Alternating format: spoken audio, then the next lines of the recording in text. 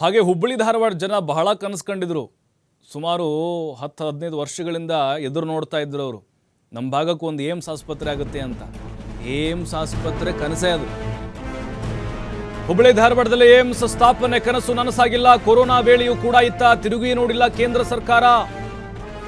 Corona ನಿಯಂತ್ರಿಸಲು ಕೇಂದ್ರ ಕೊಟ್ಟಿರುವುದು ಬರೀ 136 ಕೋಟಿ ಮಾತ್ರ. 1264 ಕೋಟಿ ಕೇಳಿದ ರಾಜ್ಯಕ್ಕೆ ಕೇಂದ್ರ ಕೊಟ್ಟಿದ್ದು 136 ಕೋಟಿ. ರಾಷ್ಟ್ರೀಯ ಆರೋಗ್ಯ ಮಿಷನ್ ಯೋಜನೆಗೆ 224.5 ಕೋಟಿ ಬಂದಿಲ್ಲ. ಏಮ್ಸ್ ನೋಡಿ, ಈಗ ಡೆಲ್ಲಿಲಿ ಏಮ್ಸ್ ಇದೆಯಲ್ವಾ, ಅದೇ ಥರ ಹುಬ್ಬಳ್ಳಿ ಧಾರವಾಡ ಭಾಗಕ್ಕೆ ಕಿಮ್ಸ್ ಇದೆಯಲ್ವಾ, ಕಿಮ್ಸ್ಗಿಂತ ದುಪ್ಪಟ್ಟು ದೊಡ್ಡದು ಏಮ್ಸ್ ಆಗುತ್ತೆ. ಉತ್ತರ ಕರ್ನಾಟಕ ಭಾಗದ ಒಂದು ಜೀವ ಸಂಜೀವಿನಿ ಆಗುತ್ತೆ ಅಂಥೇಳಿ ಕನಸನ್ನು ಕಂಡಿದ್ರು ಆ ಭಾಗದ ಜನರು. ಆದರೆ ಅದು ಹಾಗೆ ಕನಸಷ್ಟೇ. ಅದು ಕೊರೋನಾ ಟೈಮ್ನಲ್ಲಿ ನೋಡಿ ಕೇಂದ್ರ ಸರ್ಕಾರ ಎಷ್ಟು ಘೋಷಣೆ ಮಾಡ್ತು ರಾಷ್ಟ್ರೀಯ ಮಿಷನ್ ಯೋಜನೆ ಅಡಿಯಲ್ಲಿ. ಕೊರೋನಾ ಕೊಟ್ಟಿದ್ದು 136 ಕೋಟಿ ಅಷ್ಟೇ. ಕೇಳಿದ್ದು 1264 ಕೋಟಿ ಕೇಳಿದ್ದು.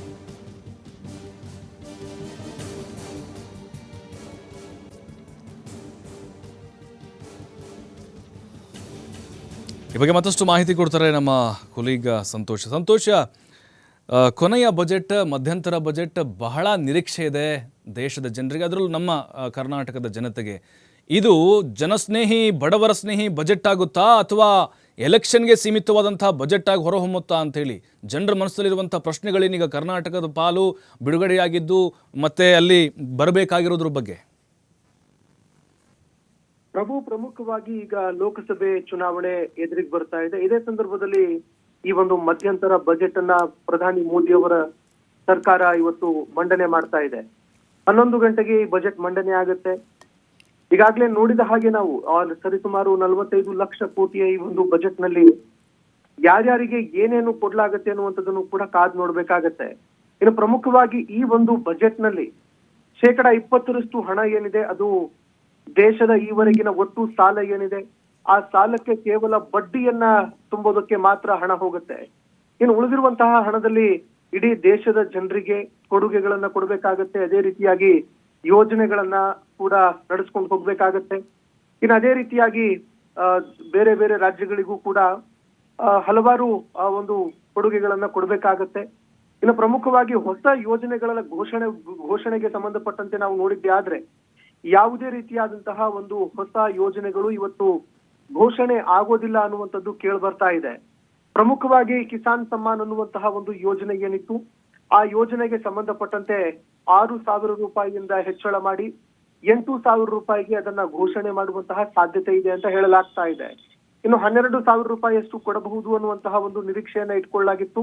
ಆದ್ರೆ 12,000ವರೆಗೆ ಕೊಡೋದಕ್ಕಾಗೋದಿಲ್ಲ. ಒಂದು ವೇಳೆ ಅಷ್ಟು ಹಣವನ್ನ ಕೊಟ್ಟಿದ್ದೆ ಆದ್ರೆ ಅದು ಬಹಳಷ್ಟು ಹೊರೆ ಆಗತ್ತೆ ಅನ್ನುವಂತಹ ಒಂದು ಮಾತುಗಳು ಕೇಳಿ ಬರ್ತಾ ಇದೆ. ಹೀಗಾಗಿ 8,000 ರೂಪಾಯಿವರೆಗೆ ಮಾತ್ರ ಹೆಚ್ಚಳ ಮಾಡಬಹುದು ಅನ್ನುವಂತಹ ಮಾತುಗಳು ಕೇಳಿ ಬರ್ತಾ ಇದೆ. ಇನ್ನು ಅದೇ ರೀತಿಯಾಗಿ ಪ್ರಮುಖವಾಗಿ ಈ ಒಂದು ಯೋಜನೆಗೆ ಈ ಒಂದು ಬಜೆಟ್ಗೆ ಸಂಬಂಧಪಟ್ಟಂತೆ ಹೊಸ ಯೋಜನೆಗಳತ್ತ ನಾವು ನೋಡಿದ್ದೆ ಆದ್ರೆ ಹೊಸ ಯೋಜನೆಗಳನ್ನ ಘೋಷಣೆ ಮಾಡಬಹುದು ಅನ್ನುವಂತಹ ನಿರೀಕ್ಷೆ ಇತ್ತು. ಆದ್ರೆ ಯಾವುದೇ ರೀತಿಯಾದಂತಹ ಒಂದು ಹೊಸ ಯೋಜನೆಗಳು ಜಾರಿ ಆಗೋದಿಲ್ಲ ಅನ್ನುವಂಥದ್ದು ಕಳೆದ ಕೆಲವಾರು ದಿನಗಳಿಂದ ಚರ್ಚೆ ಆಗ್ತಾ ಇದೆ. ಯಾಕಂದ್ರೆ ಬಜೆಟ್ಗೆ ಇದು ಸಾಕಷ್ಟು ಹೊರೆ ಆಗತ್ತೆ. ಯಾಕಂದ್ರೆ ಈವರೆಗೆ ದೇಶದ ಮೇಲೆ ಇರುವಂತಹ ಸಾಲ, ಆ ಸಾಲಕ್ಕೆ ನೀಡಬೇಕಾಗಿರುವಂತಹ ಬಡ್ಡಿಯ ಮೊತ್ತ, ಅದೇ ರೀತಿಯಾಗಿ ಶಾರ್ಟ್ ಟರ್ಮ್ ನಲ್ಲಿ ಪಡೆದುಕೊಂಡಿರುವಂತಹ ಸಾಲ ಏನಿದೆ ಆ ಸಾಲಗಳನ್ನ ಕೂಡ ತೀರಿಸಬೇಕಾಗುತ್ತೆ. ಹೀಗಾಗಿ ಮಧ್ಯಂತರ ಬಜೆಟ್ ಚುನಾವಣಾ ಬಜೆಟ್, ಹೀಗಾಗಿ ಚುನಾವಣಾ ಬಜೆಟ್ ನಲ್ಲಿ ಯಾವುದೇ ರೀತಿಯಾದಂತಹ ಒಂದು ಹೊಸ ಯೋಜನೆಗಳನ್ನ ಘೋಷಣೆ ಮಾಡೋದಕ್ಕೆ ಆಗುವುದಿಲ್ಲ ಅನ್ನುವಂಥದ್ದು ಈಗಾಗಲೇ ಗೊತ್ತಾಗಿದೆ. ಇನ್ನು ಅದೇ ರೀತಿಯಾಗಿ ಬಜೆಟ್ ಇರೋದ್ರಿಂದಾಗಿ ಬಜೆಟ್ ಘೋಷಣೆ ಆಗ್ತಾ ಇದೆ. ಇದೇ ಕಾರಣಕ್ಕಾಗಿ ಬಜೆಟ್ ನಲ್ಲಿ ಜನ ಸಾಕಷ್ಟು ಎದುರು ನೋಡುವಂಥದ್ದು ಟ್ಯಾಕ್ಸ್ ನಲ್ಲಿ ಏನಾದ್ರೂ ನಮಗೆ ರಿಲೀಫ್ ಸಿಗುತ್ತಾ ಅನ್ನುವಂತಹ ಒಂದು ವಿಷಯವನ್ನ ಎದುರು ನೋಡ್ತಾ ಇರ್ತಾರೆ. ಇದೇ ಸಂದರ್ಭದಲ್ಲಿ ಟ್ಯಾಕ್ಸ್ ನಲ್ಲಿ ಕೆಲವು ಇಲ್ಲಿ ರಿಲೀಫ್ ಅನ್ನ ನೀಡಬಹುದು ಅಂತ ಹೇಳಲಾಗ್ತಾ ಇದೆ. ಪ್ರಮುಖವಾಗಿ ಸೆಕ್ಷನ್ 80C ನ ಅಡಿಯಲ್ಲಿ 2.5 ಲಕ್ಷ ರೂಪಾಯಿ ತೆರಿಗೆ ವಿನಾಯಿತಿ ಏನಿದೆ ಇದಕ್ಕೆ ಸಂಬಂಧಪಟ್ಟಂತೆ ಇದನ್ನ ಹೆಚ್ಚಳ ಮಾಡಬಹುದು ಅನ್ನುವಂತಹ ಮಾತುಗಳು ಕೇಳಿ ಬರ್ತಾ ಇದೆ. ಇನ್ನು ಅದೇ ರೀತಿಯಾಗಿ ಸೇವಿಂಗ್ಸ್ ಸ್ಕೀಮ್ಗಳು ಜಾರಿ ಆಗಬಹುದು. ಬಡವರೇನಿದ್ದಾರೆ ಬಡವರಿಗಾಗಿ ಸೇವಿಂಗ್ಸ್ ಮಾಡೋದಕ್ಕೆ ಅಂತ ಕೆಲವು ಯೋಜನೆಗಳನ್ನ ಜಾರಿ ಮಾಡಬಹುದು. ಅದೇ ರೀತಿಯಾಗಿ ರಾಷ್ಟ್ರೀಯ ಪಿಂಚಣಿ ವ್ಯವಸ್ಥೆ ಏನಿದೆ, ಹಿರಿಯ ನಾಗರಿಕರಿಗೆ ನೀಡುವಂತಹ ಪಿಂಚಣಿ ಏನಿದೆ, ಅಂದ್ರೆ ಯಾರ್ಯಾರು ವಯಸ್ಕರಿದ್ದಾರೆ ವಯಸ್ಕರಿಗೆ ನೀಡುವಂತಹ ಒಂದು ಪಿಂಚಣಿ ಯೋಜನೆಯಲ್ಲಿ ಹೆಚ್ಚಳ ಮಾಡುವಂತಹ ಸಾಧ್ಯತೆ ಇದೆ. ಯಾಕಂದ್ರೆ ಬೇರೆ ಬೇರೆ ರಾಜ್ಯಗಳಲ್ಲಿ ಈಗಾಗಲೇ ನಾವು ನೋಡ್ತಾ ಇದೀವಿ. ಕರ್ನಾಟಕ ಆದಿಯಾಗಿ ಈಗಾಗಲೇ ತೆಲಂಗಾಣದಲ್ಲೂ ಕೂಡ ಕಾಂಗ್ರೆಸ್ನ ಸರ್ಕಾರ ಜಾರಿಯಾಗಿದೆ. ಅಲ್ಲಿ ಈ ಒಂದು ಸ್ತ್ರೀ ಶಕ್ತಿ ಯೋಜನೆ ಅನ್ನುವಂತಹ ಯೋಜನೆ ಏನಿದೆ, ಗೃಹಲಕ್ಷ್ಮಿ ಅನ್ನುವಂತಹ ಯೋಜನೆ ಏನಿದೆ, ಈ ರೀತಿಯಾಗಿ ಬೇರೆ ಬೇರೆ ಯೋಜನೆಗಳಲ್ಲಿ ಉಚಿತ ಕೊಡುಗೆಗಳನ್ನು ಕೊಡುವಂತಹ ಕೆಲಸವನ್ನ ಕಾಂಗ್ರೆಸ್ ಸರ್ಕಾರ ಮಾಡ್ತಾ ಇದೆ. ಹೀಗಾಗಿ ಮುಂಬರುವಂತಹ ದಿನಗಳಲ್ಲಿ ಅಂದ್ರೆ ಮುಂಬರುವಂತಹ ಲೋಕಸಭೆ ಚುನಾವಣೆಯಲ್ಲಿ ನ್ಯಾಯ ಯೋಜನೆ ಅನ್ನುವಂತಹ ಒಂದು ಯೋಜನೆಯನ್ನ ಘೋಷಣೆ ಮಾಡೋದಕ್ಕೆ ಅಂತ ಕಾಂಗ್ರೆಸ್ ಕೂಡ ತಯಾರಿ ಮಾಡ್ಕೊಳ್ತಾ ಇದೆ. ಆ ಒಂದು ಯೋಜನೆಯ ಅಡಿಯಲ್ಲಿ ಪ್ರತಿ ಕುಟುಂಬಕ್ಕೆ 6,000ರಿಂದ 7,000 ರೂಪಾಯಿ ಹಣವನ್ನ ಉಚಿತವಾಗಿ ಕೊಡೋದಕ್ಕೆ ಅಂತ ಕಾಂಗ್ರೆಸ್ ಪ್ಲಾನ್ ಮಾಡ್ಕೊಂಡಿದೆ. ಹೀಗಾಗಿ ಅದಕ್ಕೆ ಟಕ್ಕರ್ ಕೊಡೋದಕ್ಕೆ ಅಂತ ಹಿರಿಯ ನಾಗರಿಕರು ಯಾರಿದ್ದಾರೆ ಅವರಿಗೆ ಪಿಂಚಣಿಯನ್ನ ಕೊಡೋದಕ್ಕೆ ಅಂತ ಇಲ್ಲಿ ಬಿಜೆಪಿ ತಯಾರಿಯನ್ನ ಮಾಡ್ಕೊಳ್ತಾ ಇದೆ. ಇನ್ನು ಅದೇ ರೀತಿಯಾಗಿ ಕಿಸಾನ್ ಸಮ್ಮಾನ್ ಅನ್ನುವಂತಹ ಒಂದು ಯೋಜನೆ ಏನಿತ್ತು ಅದರಲ್ಲೂ ಕೂಡ 2,000 ರೂಪಾಯಿ ಹೆಚ್ಚಳವಾಗಿ ನೀಡೋದಕ್ಕೆ ಅಂತ ಇಲ್ಲಿ ಬಿಜೆಪಿ ಪ್ಲಾನ್ ಮಾಡ್ಕೊಂಡಿದೆ. ಯಾಕಂದ್ರೆ ಪ್ರಮುಖವಾಗಿ ಏನು ನಾವು ಈಗಾಗಲೇ ಕರ್ನಾಟಕದಲ್ಲಿ ನೋಡ್ತಾ ಇದೀವಿ, ಗೃಹಲಕ್ಷ್ಮಿ ಯೋಜನೆಯಲ್ಲಿ 2,000 ರೂಪಾಯಿ ನೀಡಲಾಗ್ತಾ ಇದೆ. ಅದೇ ರೀತಿಯಾಗಿ ತೆಲಂಗಾಣದಲ್ಲೂ ಕೂಡ ಕೊಡೋದಕ್ಕೆ ಅಂತ ಪ್ಲಾನ್ ಮಾಡ್ಕೊಳ್ತಾ ಇದೆ. ಹೀಗಾಗಿ ಕಾಂಗ್ರೆಸ್ನ ಗ್ಯಾರಂಟಿಗಳನ್ನ ಭೇದಿಸೋದಕ್ಕೆ ಅಂತ ಪ್ರಧಾನಿ ನರೇಂದ್ರ ಮೋದಿ ಅವರು ಪ್ಲಾನ್ ಮಾಡ್ಕೊಂಡಿದ್ದಾರೆ. ಇದು ಎಷ್ಟರವರೆಗೆ ಸಕ್ಸಸ್ ಆಗತ್ತೆ ಅನ್ನುವಂಥದ್ದನ್ನ ಕೂಡ ನಾವು ಕಾದ್ ನೋಡ್ಬೇಕಾಗತ್ತೆ. ಯಾಕಂದ್ರೆ ಲೋಕಸಭೆ ಚುನಾವಣೆಯಲ್ಲಿ ವಿಪಕ್ಷ ಬಿಜೆಪಿಯನ್ನ ಕಾಂಗ್ರೆಸ್ ಅನ್ನ ಮಣಿಸ್ಬೇಕು ಬಿಜೆಪಿ ಅಂತಂದ್ರೆ ಪ್ರಮುಖವಾಗಿ ಗ್ಯಾರಂಟಿಗಳನ್ನ ಭೇದಿಸಬೇಕಾಗತ್ತೆ. ಹೀಗಾಗಿ ಇದೇ ಕಾರಣಕ್ಕಾಗಿ ಆ ಪಿಂಚಣಿ ಯೋಜನೆ ಅದೇ ರೀತಿಯಾಗಿ ಕಿಸಾನ್ ಸಮ್ಮಾನನ್ನ ಹೆಚ್ಚಳ ಮಾಡೋದಕ್ಕೆ ಪ್ಲಾನ್ ಮಾಡ್ಕೊಂಡಿದೆ ಅಂತ ಹೇಳಲಾಗ್ತಾ ಇದೆ. ಇನ್ನು ಅದೇ ರೀತಿಯಾಗಿ ಆಯುಷ್ಮಾನ್ ಭಾರತ್ ಅನ್ನುವಂತಹ ಯೋಜನೆ ಏನಿತ್ತು, ಈ ಆಯುಷ್ಮಾನ್ ಭಾರತ್ ಅನ್ನುವಂತಹ ಯೋಜನೆ ಅಡಿಯಲ್ಲಿ ಈ ಹಿಂದೆ 5 ಲಕ್ಷ ರೂಪಾಯಿವರೆಗೆ ಏನು ಈ ಒಂದು ಹೆಲ್ತ್ಗೆ ಸಂಬಂಧಪಟ್ಟಂತೆ ವಿಮೆಯನ್ನ ನೀಡಲಾಗ್ತಾ ಇತ್ತು. ಅದರಲ್ಲಿ 10 ಲಕ್ಷ ರೂಪಾಯಿಗೆ ಹೆಚ್ಚಳ ಮಾಡುವಂತಹ ಒಂದು ಪ್ಲಾನ್ ಕೂಡ ಮಾಡಿಕೊಳ್ಳಲಾಗಿದೆ ಪ್ರತಿ ಕುಟುಂಬಕ್ಕೆ ಅಂತ ಹೇಳಲಾಗ್ತಾ ಇದೆ. ಆದ್ರೆ ಆಯುಷ್ಮಾನ್ ಭಾರತ್ ಯೋಜನೆ ಕೋವಿಡ್ ನ ಟೈಮ್ ನಲ್ಲಿ ಫೇಲ್ ಆಗಿದೆ ಅನ್ನುವಂತಹ ಮಾತುಗಳು ಕೇಳಿ ಬರ್ತಾ ಇತ್ತು.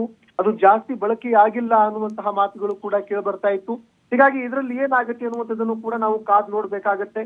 ಇನ್ನು ಅದೇ ರೀತಿಯಾಗಿ ನಾವು ನೋಡಿದ್ದೆ ಆದ್ರೆ ಈ ಒಂದು ಮಧ್ಯಂತರ ಬಜೆಟ್ ಏನಿದೆ, ಈ ಬಜೆಟ್ ನಲ್ಲಿ ಸಾಕಷ್ಟು ನಿರೀಕ್ಷೆಯನ್ನ ಹೊಂದಲಾಗಿತ್ತು ಪ್ರಭು. ಈಗಾಗಲೇ ಇವತ್ತು ಬೆಳಗ್ಗೆನೆ ಕಮರ್ಷಿಯಲ್ ಸಿಲಿಂಡರ್ ನ ಬೆಲೆ 14 ರೂಪಾಯಿ ಹೆಚ್ಚಳ ಆಗಿದೆ.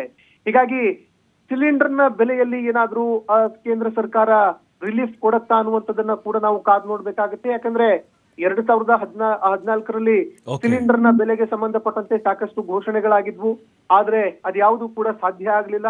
ಆದ್ರೆ ಇವತ್ತು ಬಜೆಟ್ ಘೋಷಣೆ ಆಗ್ತಾ ಇದೆ.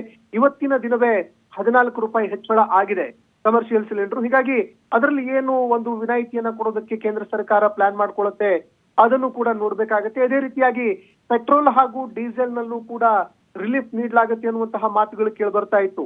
ಎರಡರಲ್ಲೂ ಕೂಡ 10 ರೂಪಾಯಿ ಕಡಿಮೆ ಆಗತ್ತೆ ಅನ್ನುವಂತಹ ಮಾತುಗಳು ಕೇಳಿ ಬರ್ತಾ ಇತ್ತು. ಅದರಲ್ಲೂ ಕೂಡ ರಿಲೀಫ್ ಸಿಗೋದು ಡೌಟು ಅಂತ ಹೇಳಲಾಗ್ತಾ ಇದೆ. ಯಾಕಂದ್ರೆ ಪ್ರಮುಖವಾಗಿ ಕೇಂದ್ರ ಸರ್ಕಾರಕ್ಕೆ ಪ್ರಮುಖ ಆದಾಯವಾಗಿ ಬರೋದೇ ಪೆಟ್ರೋಲ್ ಹಾಗೂ ಡೀಸೆಲ್ ನ ಒಂದು ತೆರಿಗೆ. ಹೀಗಾಗಿ ಅದರಲ್ಲಿ 10 ರೂಪಾಯಿ ಏನಾದ್ರೂ ಕಡಿಮೆ ಮಾಡಿದ್ದೆ ಆದ್ರೆ ಆ ಸಂದರ್ಭದಲ್ಲಿ ಬಹುದೊಡ್ಡದಾಗಿರುವಂತಹ ಒಂದು ತೆರಿಗೆಯ ಹೊಡೆತ ಕೇಂದ್ರ ಸರ್ಕಾರಕ್ಕೆ ಬೀಳ್ಬಹುದು. ಹೀಗಾಗಿ ಪೆಟ್ರೋಲ್ ಡೀಸೆಲ್ ನಲ್ಲಿ ಬಹಳಷ್ಟು ಕಡಿಮೆ, ಅದರಲ್ಲಿ ಜನರಿಗೆ ರಿಲೀಫ್ ಸಿಗುವಂತದ್ದು ಕಡಿಮೆ ಅಂತ ಹೇಳಲಾಗ್ತಾ ಇದೆ. ಇನ್ನು ಅದೇ ರೀತಿಯಾಗಿ ರಾಜ್ಯಗಳ ವಿಷಯಕ್ಕೆ ಸಂಬಂಧಪಟ್ಟಂತೆ ನೋಡಿದ್ದೆ ಆದ್ರೆ ನೀವಾಗ್ಲೇ ಹೇಳ್ತಾ ಇದ್ರಿ ಏನು ರೈಲ್ವೆಗೆ ಸಂಬಂಧಪಟ್ಟಂತೆ ಕರ್ನಾಟಕಕ್ಕೆ ಸಾಕಷ್ಟು ಅನ್ಯಾಯ ಆಗಿದೆ ಅಂತ. ಕೇವಲ ಕರ್ನಾಟಕ ಮಾತ್ರವಲ್ಲದೆ ದಕ್ಷಿಣ ಭಾರತದ ಅನೇಕ ರಾಜ್ಯಗಳಿಗೆ ಇದರಲ್ಲಿ ಅನ್ಯಾಯ ಆಗಿದೆ. ಪ್ರಮುಖವಾಗಿ ಕನಿಮೋಳಿ ಅವರು ಇದಕ್ಕೆ ಸಂಬಂಧಪಟ್ಟಂತೆ ಲೋಕಸಭೆಯಲ್ಲಿ ಮಾತನಾಡಿದ್ರು. ಲೋಕಸಭೆಯಲ್ಲಿ ಮಾತನಾಡುವಂತಹ ಸಂದರ್ಭದಲ್ಲಿ ದಕ್ಷಿಣ ರಾಜ್ಯಗಳಿಗೂ ಹಾಗೂ ಉತ್ತರದ ರಾಜ್ಯಗಳಿಗೂ ಯಾವ ರೀತಿಯಾಗಿ ಭೇದ ಭಾವವನ್ನ ಮಾಡಲಾಗ್ತಾ ಇದೆ, ಮಲತಾಯಿ ಧೋರಣೆಯನ್ನ ಮಾಡಲಾಗ್ತಾ ಇದೆ ಅನ್ನುವಂತಹ ವಿಷಯಕ್ಕೆ ಸಂಬಂಧಪಟ್ಟಂತೆ ಕೇಂದ್ರ ಸರ್ಕಾರಕ್ಕೆ ತರಾಟೆಗೆ ತೆಗೆದುಕೊಂಡಿದ್ರು. ಬಹಳಷ್ಟು ಕಡಿಮೆ ಬಜೆಟ್ ನಲ್ಲಿ ಘೋಷಣೆ ಆಗಿರುವಂತಹ ಹಣದಲ್ಲೂ ಕೂಡ ಕೇವಲ 20% ಹಣವನ್ನ ನೀಡುವಂತಹ ಕೆಲಸವನ್ನ ಕೇಂದ್ರ ಮಾಡಿತ್ತು. ಹೀಗಾಗಿ ಪ್ರತಿಯೊಂದು ಯೋಜನೆಗಳಲ್ಲೂ ಕೂಡ ದಕ್ಷಿಣ ರಾಜ್ಯಗಳಿಗೆ ಅನ್ಯಾಯವಾಗಿದೆ. ಆದ್ರೆ ದಕ್ಷಿಣ ರಾಜ್ಯಗಳಿಗೆ ಪ್ರಧಾನಿ ಮೋದಿ ಅವರು ಅತಿ ಹೆಚ್ಚಿನ ಒತ್ತನ್ನು ಕೊಡ್ತಾ ಇದ್ದಾರೆ ಈ ಬಾರಿ. ಹೀಗಾಗಿ ಈ ಬಾರಿ ಆದ್ರೂ ದಕ್ಷಿಣ ರಾಜ್ಯಗಳಿಗೆ ಏನಾದ್ರೂ ಸಿಗತ್ತಾ, ಘೋಷಣೆ ಆಗಿರುವಂತದ್ದಾದ್ರೂ ಸಿಗತ್ತಾ ಅನ್ನುವಂಥದ್ದನ್ನ ಕಾದ್ ನೋಡ್ಬೇಕಾಗುತ್ತೆ ಪ್ರಭು. ಥ್ಯಾಂಕ್ ಯು ಸಂತೋಷ್ ಮಾಹಿತಿಗಾಗಿ.